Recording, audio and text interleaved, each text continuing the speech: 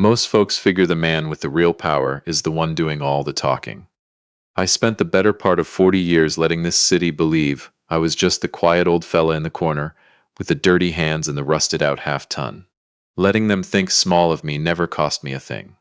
Not one right up until a gray Thursday in November, when a man with soft hands in a corner office decided my grandson wasn't worth the family name he'd been handed at birth. Keep that in mind while I tell you this, because none of it sits right unless you understand that one thing about me first. Welcome to Dad's Cold Revenge. Pour yourself a coffee, a real one, none of that fancy syrup business. Get comfortable, and remember as we go that every single person in these stories had a clean shot at doing the decent thing. They just couldn't manage it. If you're new around here, do me a favor and tap that subscribe button and leave a like on your way through. That's how I know you want more. Alright, here's how it went. It was the third week of November, the kind of Hamilton morning where the sky over the harbor sits low and flat like a wet wool blanket, and you can already smell the first real snow coming in off the lake. I was out in the garage behind my place up in Dundas, elbow deep in a 72 half-ton I'd been bringing back from the dead for the better part of 3 winters. I had the radio going low. My hands were black with grease, and my phone buzzed against the workbench at 20 to 11 on a workday. My son, calling at 10:40 on a Thursday. Now, that boy hadn't called me in the middle of a workday in 6 years. Not once. He's not the type. So before I even wiped my hands, I felt that little drop in my chest you get when you're a father and the phone rings at the wrong time. "Bud," I said, "what's up?" "Nothing. Just breathing." The kind of breathing a grown man does when he's standing in a parking lot somewhere trying with everything he's got not to come apart. "Dad." His voice cracked clean in half on that one word, and my whole gut went tight. "I'm down at Bayfront. Can you come down here? Please." I was already pulling the shop rag off the bench. "Don't move. I'm coming." I found him on a bench down by the water, the one looking out at the lift bridge and the steel mills hazed up across the bay, where I used to take him to skip rocks when he was a little fella no bigger than a fence post. Except he wasn't little anymore. He was 36, and he was sitting there with his shoulders rolled in on themselves like the whole gray sky was pressing down on his back. And right beside him, swinging his boots a foot off the ground, was my grandson, 5 years old, Owen. A Leafs toque pulled down over his ears, a juice box in his mitt, and a backpack hugged up against his chest. 2 duffel bags slumped at my son's feet, 2 bags, Lord help me. I didn't say a word at first. I just sat down on the other side of the boy, put my arm around him, and looked out at the water for a good long while. 4 seconds, maybe 5. Long enough to get my own face under control. Then I looked over at my son. "Why aren't you at work?" He laughed. It wasn't a real laugh. It was the kind that comes out the other side of a man when everything hurts so bad that laughing's the only thing left that doesn't cost anything. "I got let go, Dad." "Let go," I said. Flat, steady. "From Hartley Logistics?" "Yeah, a job you've had 9 years, yeah." I nodded slow. "Stay level," I told myself. "Stay level for the boy." "And the bags?" He rubbed the back of his neck and couldn't look at me. "Her dad came by the house last night, late, after Owen was down." He swallowed. "Turns out he golfs with the VP over at Hartley. He's the one who made the call, Dad. He got me fired. On purpose." The harbor kept moving. A gull screamed somewhere behind us. My grandson sipped his juice box like the whole world wasn't quietly catching fire around the 3 of us. "Your father-in-law," I said. "My ex-father-in-law, I guess." His jaw worked. "She filed this morning." He told her to. Said if she stayed with me, he'd cut her off from everything. The trust, the house down payment, all of it. He stopped. Got the next part out in a near whisper. He said our bloodline wasn't fit to carry the Whitmore name. Bloodline. I let that word sit there on the bench between the 3 of us like something somebody dropped and nobody wanted to be the one to pick up. "Dad." My son finally turned and looked at me, and his eyes were red and raw. I don't even know what I did. I gave that whole family everything I had. 9 years. I built their daughter's deck with my own 2 hands. I drove the old man to his hip surgery and sat in that waiting room all day. I never missed a Sunday dinner, not one. His voice came apart again, and he threw us out on the curb like garbage. Like Owen's nothing. The boy looked up at the sound of his own name. "Grandpa," he said, very serious, holding the juice box out toward me like he was handing over something important. "It's the apple one." I looked down at that little guy. He's got his father's eyes and my late wife's stubborn chin, and not 1 ounce of fear in him. Because as far as he knew, the grown-ups had it handled. That's the whole world to a kid that age. Somebody bigger's got it handled. He's right to figure that, son, I said, because Grandpa's got it handled. I stood up, slow, the way I do when my mind's already 3 moves down the road and my body's just catching up. Grab the bags. My son blinked at me. What? The bags, bud? Grab 'em. I reached down and took the little fella by the mitt. We're not doing this on a park bench in November. Up. Let's go. Dad, where are we? Get in the truck. He knew that voice. Every son knows that voice. The one you don't argue with. He picked up both duffels without another word. We rode out of the parking lot and got on the 403 heading east. Then we hooked up onto the link and the boy started naming the salt trucks as they went by. My son kept glancing over at me sideways, waiting for me to explain, waiting for some speech, something fatherly and warm. I turned up the radio instead. Some old Gordon Lightfoot. Felt about right. Dad, you're scaring me a little here. Good, I said and checked my mirror. Means you're paying attention. Where are we going? 40 years. That's how long I'd kept the lid on. 40 years of being up before the sun and home after dark, of handshake deals and reinvested profits, and never breathing a word of it to a living soul. Not my neighbors, not my own brother. Not even my wife knew the full shape of it before she passed. God rest her. She knew the important parts, but never the whole picture. 40 years of living in a modest brick bungalow on a modest street, and driving whatever rusted-out truck I happened to be fixing, because I watched what happened to my own father. Watched the whole crowd come around the moment word got out he'd done all right for himself. Watched them pick him clean. The cousins, the church friends, the fella who suddenly had a can't-miss investment. By the end he had nothing left and a list of names he wouldn't say out loud. I swore I'd never make that mistake. So I built quiet. I let everybody underestimate me. It's a strange kind of armor, but it's never failed me once. And the reason my boy spent 9 years driving a desk over at Hartley Logistics instead of working for me? Because I wanted it that way. I wanted him to make his own road first, to know that whatever he became it on his own 2 feet, and not because his old man handed it to him. A man's got to know what he's worth before you tell him what he's got coming. That was the plan anyway. I figured I had years yet to bring him in slow. Then a man in a golf shirt decided my grandson's blood wasn't good enough, and the plan moved up. We came off the parkway and wound down through the industrial East End, past the rail yards and the truck depots and the long flat warehouses, until I turned in at a gate behind a facility that ran near a full city block deep. My son sat up straight in his seat. The sign over the main entrance was plain. Brushed steel letters, nothing flashy, nothing trying too hard. Ridgeline Protection Industries, Dad. His voice had gone real quiet, a different kind of quiet than back at the bench. What is this place? I parked the truck, cut the engine. Sat there a second looking at the front of a building that 40 years of keeping my mouth shut had bought and paid for.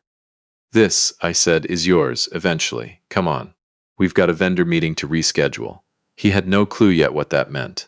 But the fella in the golf shirt was about to find out, and he'd find out the hard way.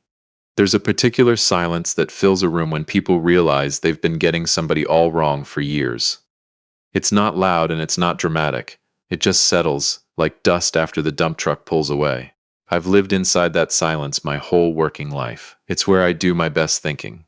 The next morning I was at Ridgeline before 6, before the first shift even punched in. That's a habit I picked up in my 30s and never set down. You want to know the real health of a business, never mind the books. Watch who shows up first and who shuts the lights off last.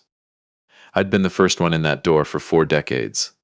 My office sat up on the second level, corner room, glass looking down over the floor. Nothing fancy up there. A desk, a couple chairs, a whiteboard full of numbers that would have made my son-in-law's eyes water. And one photo in a frame on the corner of the desk. My boy at 10, holding up a perch off the dock at the cottage, grinning like he'd caught a great white. I looked at that photo every single morning of my life. That morning it hit a little different. My operations man knocked twice and came in at 5:30 sharp. Curtis, big quiet fella from up Sudbury Way, been with me 22 years, knows every bolt in the place. He took one look at my face and sat himself down without being asked. You want a coffee first, he said. Or should I just buckle up? Pull the Whitmore account. His eyebrows went up about a 1/4 inch. Whitmore Industrial Supply. The fastener and casting contract, that's the one. He already had his tablet out. They're midterm with us. 18 months left on the agreement. We move, about 2.8 million a year through them, between the 2 divisions. 2.8 million. A year. My son-in-law's father had sat across Thanksgiving tables and Christmas dinners with him for the better part of a decade, telling the whole room about his thriving little supply company, and not once had he mentioned that the contract holding the whole thing up, the one that made his quarterly numbers sing, ran straight through my shop. The man called my family's blood unworthy while cashing checks with my company's name printed across the top. I damn near smiled. Damn near. I'm not canceling it, I said. Curtis paused. Okay, I'm restructuring it. I leaned back. Pull every clause on vendor performance review. I want a formal evaluation letter drafted up. Standard language, nothing nasty. Notify Whitmore that Ridgeline is opening a comprehensive supplier review, effective immediately. All outstanding payments held pending the outcome. It's all above board. It's in the agreement we signed. Curtis nodded slow, the way a man does when he understands that the thing that sounds routine is about as routine as a heart attack. It is. Section 9, I think. Section 9, Clause 4. I know. I wrote it. I picked up the photo of my boy, set it back down facing me. 30-day window for them to respond before we determine whether the contract continues, and who's heading up the review. I let that one hang a second. The new director of supplier relations. Curtis blinked at me. We don't have a. We do, as of this morning. I called the house. He answered on the second ring, voice thick with no sleep. He'd bunked down in his old room for the first time in 11 years. Him and the little fella both, the boy curled up, like a pup in the middle of that narrow twin bed, while my son folded himself around the edge of it. Dad, it's early. It's 6:45. How's the boy? A pause and I heard him shift checking. Still out, slept right through, like nothing even happened. That's because he knows he's safe, I said. You both are. You hear me? Dad, I need you at the plant by 10. Wear something with a collar. We're going to walk the floor together. I'm going to put you in front of the crew. And then you and I are going to sit down, and I'm going to lay out exactly what I've been building all these years, and exactly where you fit into it. The whole thing. Long quiet on the line. Then, Dad, what is Ridgeline? What is this, really? It's ours, son. Has been for 40 years. I picked up my coffee. 10 o'clock. Don't be late. I hung up before he could fire off another question. Some things a man's got to see with his own eyes before his brain will let him believe them. He came through the front doors at 4 minutes to 10. I was already down on the floor, and I watched him through the glass before he clocked me. Watched him stop dead just inside the lobby, tip his head back, and take in the ceiling. 40 feet of it. The crane rails, the lines running in clean rows, near 200 people moving with that kind of synced-up purpose you only get from years of building a culture, and not just a payroll. His mouth came open a little. Good. That's exactly the right reaction. Curtis brought him over. When he reached me, he had the look of a man trying to do a math problem in his head that kept coming out too big to hold. This whole time, he said. He looked around again, then back at me. You drove a truck held together with rust. Still do. Did Mum know? I let out a breath. She knew enough. She knew the parts that mattered, and she knew why we kept it shut. I started walking and he fell in beside me, same as he did when he was a kid trailing me through the Canadian Tire. Money changes folks, bud. The wrong ones get wind of what you've got, and all of a sudden everybody's your best pal, and everybody's got a handout and a real good reason for it. I watched it eat your grandfather alive. I wasn't about to hand you that. I stopped and looked at him, and I wanted you standing on your own legs first. I wanted you to know that whatever you made of yourself, you made it. Not me. You. He went quiet a long while as we walked. The crew nodded at me as we passed. A couple stuck their hands out and introduced themselves to him. A woman who'd been running the casting line longer than my boy's been alive shook his hand and said, "You've got your dad's face on you, hey." We ended up back in my office. I shut the door, poured us both a cup, and laid 3 folders out across the desk. The financials, the org chart, and the Whitmore vendor file. He reached for that last one. I watched his face as he opened it. Watched the second he hit the company name. Watched his jaw set like concrete. Whitmore Industrial. He looked up at me slow. That's him. That's her father's company. It is. He's a supplier here. 9 years running. He set the folder down real careful, like it might go off. You're telling me that the whole time that man was sitting at the head of his table calling my son trash, he was making his money through your company? The room got very quiet. Then, my boy said something that, I'll be honest with you, made me proud right down to my boots. He said it calm, steady, no heat in it at all. What's in the folder, Dad? A supplier performance review. Payments held pending the outcome. I slid it across to him. Standard procedure. It's in his contract. And who's running the review? I slid the second sheet over. A formal offer letter. Director of Supplier Relations, Ridgeline Precision Industries.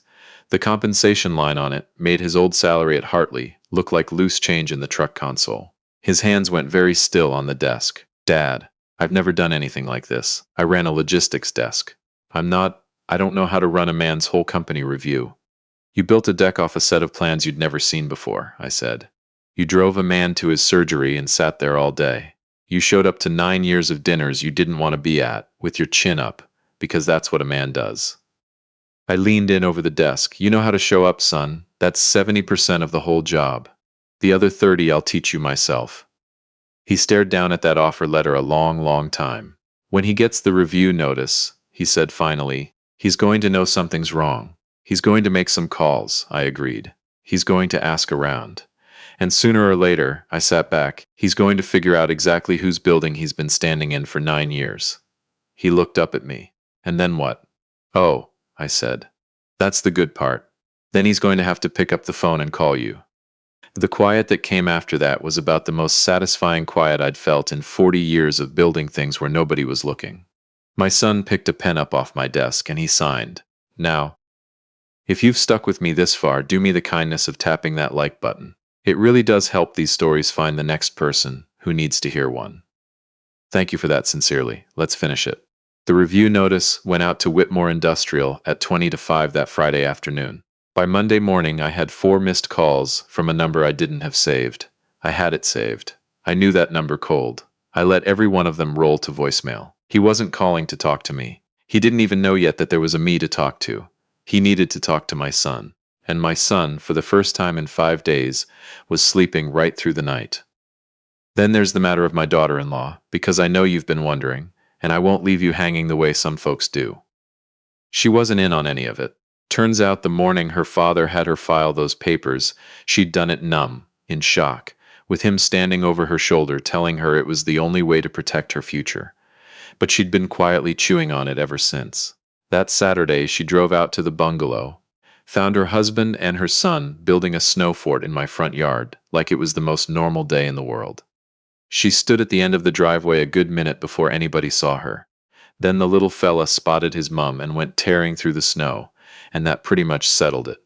She told my son the truth that afternoon at my kitchen table, with a coffee going cold in front of her.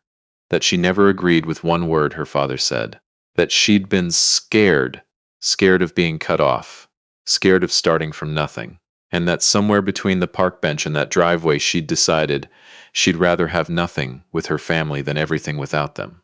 She didn't come back for the money. There wasn't supposed to be any money, as far as she knew. She came back because she chose them. I want to be real clear on that, because it matters. She chose them when she still thought choosing them meant choosing the hard road. I poured her a fresh cup and told her she'd always have a seat at my table. And I meant it. My son-in-law's father walked into Ridgeline that Thursday at 2 in the afternoon. My boy was standing when he came in, not sitting behind the desk trying to look like a big shot. Standing easy, jacket on, hands loose at his sides. The afternoon light was coming in gray off the harbor through the windows, and the floor below was humming away at its steady rhythm, like a heartbeat that's never once skipped a beat. He looked, I'll be honest, like a man who'd been standing in that office his whole life. The father-in-law stopped dead in the doorway. The silence held for a good 4 seconds. I counted them from out in the hall, where I stood just around the corner, close enough to hear every word, far enough back to let my son have his own room. This was his. I wasn't about to take it from him. There's been some kind of mix-up here. That's how the old man opened. Smooth, careful, the voice of a fella who's used to talking his way back uphill. About this review business, we've been a loyal supplier to this outfit for the better part of a decade. If we just sit down and walk through the numbers together, I'm sure we can. There's no mix-up. My son. Not loud, not sharp, just done. Ridgeline runs supplier reviews. It's standard. It's in your agreement. A short pause. Section 9, Clause 4. You can check. The quiet that landed after that poured into the room like fresh concrete off the chute. Listen. The old man's voice dropped a notch, went softer, the way a man's does when he can feel the floor moving under him. I understand things between our families are complicated right now. I won't pretend otherwise. But business is business. We don't need to let the personal end of things bleed into a good professional. You're right. My son again. Business is business. A pause. The father-in-law hadn't expected him to agree. Well, good. That's exactly why I want to keep this, which is why I had our team draw up a new agreement. I heard the soft slide of a folder going across the desk. Restructured terms, fair pricing, realistic delivery windows, standard performance clauses. Nothing punishing, nothing personal. Silence. The old man reading. I could picture it plain. The silver hair, the good wool coat still on. 9 years of comfortable assumptions coming apart, line by line on the page. Every line of it written up by the very man he'd thrown out of his daughter's house 6 days back. 6 days. He'd flipped our whole world over on a Wednesday night, and by the next Thursday afternoon the entire lifeblood of his business was sitting in my son's hands, in a building I owned. The good Lord's got a sense of humor. He just doesn't always tip it early. These terms, the old man started, then stopped. These are reasonable. I know, my son said. I wrote them that way on purpose. More quiet. Then the old man's voice came again, and something underneath it had changed. Something older and lower that hadn't been there when he walked in. Son. The word came out of him strange, like it caught on something on the way up. What I said. About your family. About you couldn't get the word out a second time. I was wrong. I've been wrong about a great many things for a long time, and I kept telling myself it was principle. A long breath. It wasn't principle. It was just pride dressed up nice. It's all right, my son said. I forgive you, appreciate that. The honest answer of a man who's been cut and isn't going to pretend he hasn't. The review's going to run its course, my son went on. Whatever happens on the business side happens on the business side. But that little boy still needs his grandfather. He doesn't get a vote in any of this, and he shouldn't lose you over it. Whatever that looks like going forward, that's between you and my wife and your own conscience, not me. Out in that hallway my jaw went tight, not from anger, from something closer to surprise. Because that was about the most honest, decent thing that man had ever said inside my hearing, and he had no idea I was 12 feet away listening to him say it. My son let the words sit, didn't rush to fill the gap, didn't hand out cheap comfort, didn't reach for easy forgiveness to make the room feel better. He just let the old man sit there a minute inside his own truth. Which, if you ask me, was more grace than the fella had coming, and more spine than most men twice his age could have managed.